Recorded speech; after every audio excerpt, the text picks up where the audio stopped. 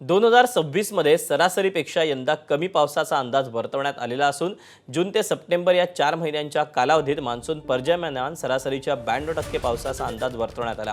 हंगामाच्या दुसऱ्या 6 महिन्यात एल निनोची तीव्रता वाढण्याची शक्यता आहे। जून महिन्यात मान्सून तुलनेने स्थिर राहण्याची शक्यता असली तरी जुलै ते सप्टेंबर या कालावधीत पावसाची तीव्रता ही कमी होण्याचा अंदाज आहे। 2026 में पूरे देश में दक्षिण पश्चिम मानसून की ऋतु जून से सितंबर में होने वाले वर्षा सामान्य से नीचे दीर्घावधि औसत यानी लॉन्ग पीरियड एवरेज का 95 to 90% रहने की सबसे ज़्यादा संभावना है।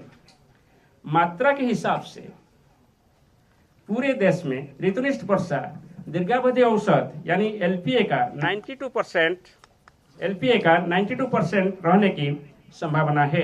विषुववृत्तीय प्रशांत महासागराचा तापमान सातत्याने वाढते आणि त्याचा परिणाम म्हणून येत्या 2 ते 3 महिन्यांमध्ये तिथे एल निनोची स्थिती तयार होऊ शकते असं जगभरातल्या मॉडेल्समधून वर्तवण्यात आले आणि त्याचा थेट परिणाम आगामी मान्सूनच्या हंगामावर घेऊ शकतो असं आयएमडीने म्हटले।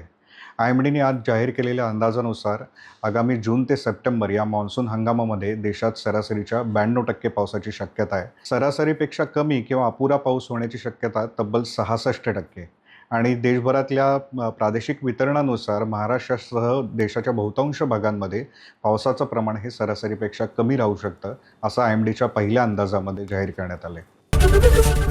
एबीपी माझा, उघडा डोळे बघा नीट।